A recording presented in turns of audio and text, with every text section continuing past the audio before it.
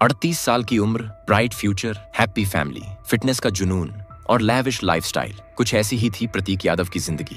प्रतीक यानी उत्तर प्रदेश के पूर्व मुख्यमंत्री और सपा संस्थापक मुलायम सिंह यादव के बेटे, सपा प्रमुख अखिलेश यादव के सौतेले भाई और भारतीय जनता पार्टी की नेता अपर्णा यादव के पति, जिन्हें राजनीति से दूर रहना ही पसंद था।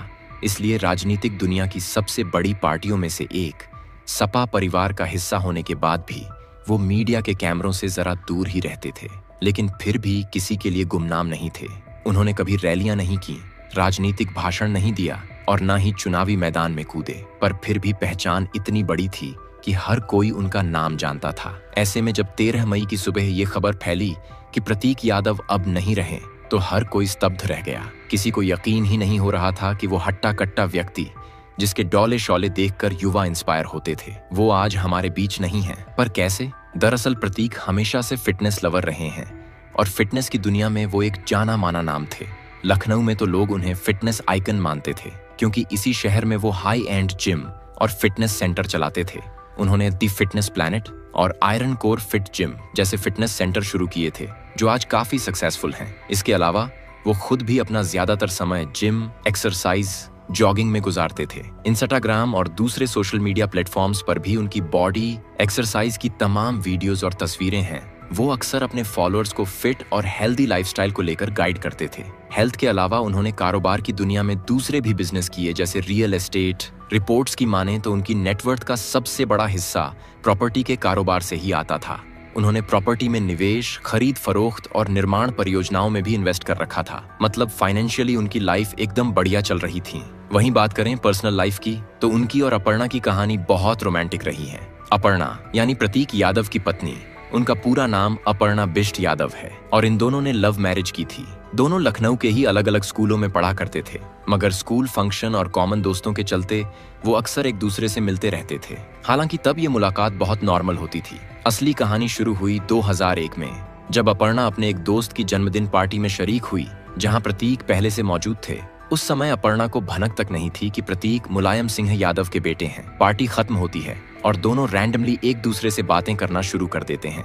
यहीं पर पहली बार प्रतीक ने अपर्णा से उनकी ईमेल आईडी मांगी, क्योंकि उस वक्त फोन, मैसेज, इन सब का ट्रेंड नहीं था।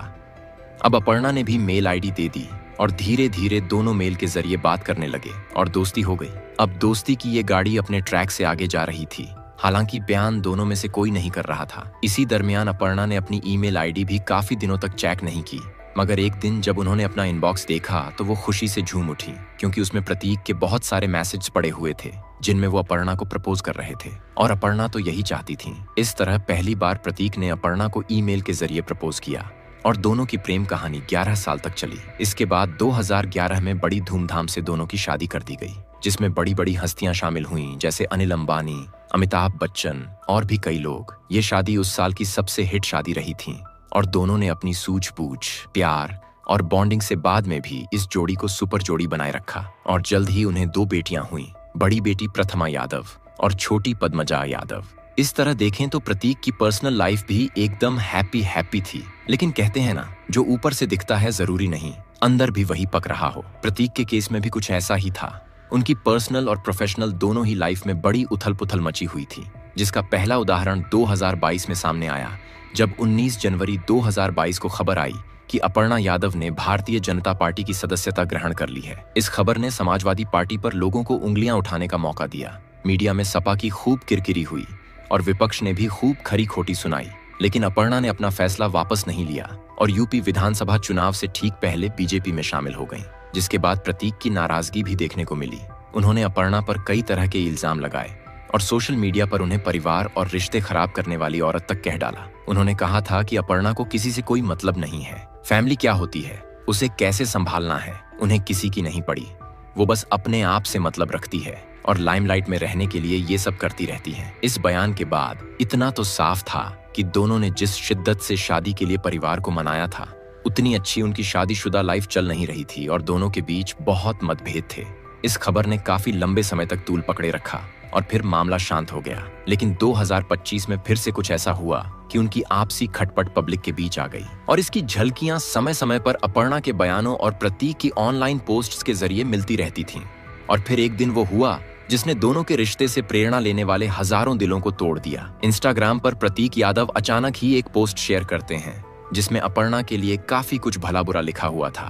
प्रतीक ने लिखा था कि मैं जल्द से जल्द अपनी पत्नी अपर्णा से तलाक लेने जा रहा हूँ क्योंकि उसने मेरी जिंदगी खराब कर दी है। सिर्फ यही नहीं, उन्होंने तो ये इल्जाम भी लगाए कि अपर्णा ने पारिवारिक रिश्तों की धज्जियां उड़ाकर रख दी हैं।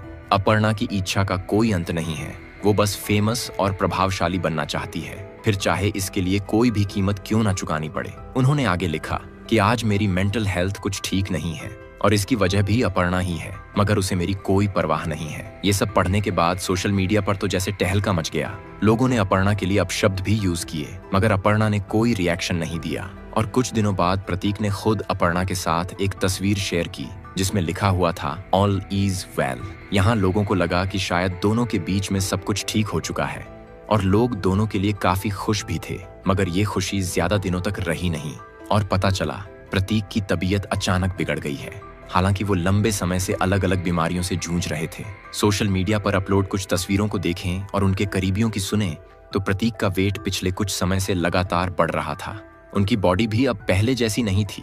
रिपोर्ट्स का दावा है कि उन्हें फेफड़ों और ब्लड क्लॉटिंग से जुड़ी परेशानी थी, जबकि कुछ रिपोर्ट्स के अनुसार उन्हें डीवीटी यानी डीप वेन थ्रोम्बोसिस की समस्या थी, जिसमें नसों में खून का थक्का जम जाता है। इसके अलावा वो हाइपरटेंशन यानी हाई ब्लड प्रेशर और डिप्रेशन का इलाज भी करवा रहे थे। उनके डिप्रेशन और इतनी सारी बीमारियों से घिरने की मुख्य रूप से दो वजह थीं। पहली फैमिली प्रॉब्लम जो शायद दिखाने के लिए सॉल्व हो चुकी थी, मगर असलियत में सब जस का तस ही था, बिखरा हुआ और रूठा हुआ। इसके अलावा दूसरी प्रॉब्लम थी बिजनेस में लॉस। कहते हैं कि प्रतीक ने चिन्हिट के रहने वाले एक कारोबारी कृष्णानंद के साथ रियल एस्टेट का एक काम शुरू किया था, जिसमें कृष्णानंद ने प्रतीक से करोड़ों रुपए इन्वेस्ट करवा लिए, लेकिन उसकी अर्निंग और हिसाब किताब सब अपने पास रखा।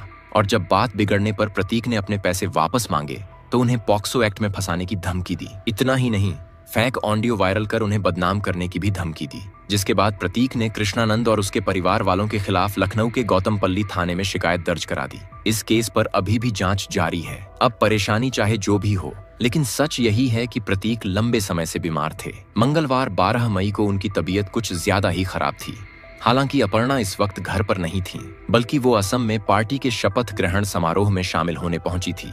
मगर इस बीच भी वो समय समय पर फोन के जरिए प्रतीक का हालचाल लेती रहीं। शाम को करीब 5 बजे उन्होंने अपने एक पारिवारिक ज्योतिषी को फोन किया और घर जाकर प्रतीक की हालत देखने को भी कहा, पर ज्योतिषी खुद नहीं जा सकते थे, इसलिए उन्होंने घर के स्टाफ राकेश से बात की, जिन्होंने बताया कि प्रतीक कमरे में आराम कर रहे हैं और ये जानकारी अपर्णा तक भी पहुंचा दी गई। मगर देर रात को बाहर से 1 बजे के लगभग उन्होंने फिर से प्रतीक को फोन किया और दोनों के बीच फोन पर बातचीत हुई। प्रतीक ने बताया कि उन्हें सांस लेने में बेचैनी महसूस हो रही है। इसके बाद भी अपर्णा उनके टच में रहीं, मगर सुबह जो हुआ वो हैरान कर देने वाला था। 13 मई की सुबह घर में प्रतीक की दोनों बेटियां, स्टाफ और वो खुद मौजूद थे।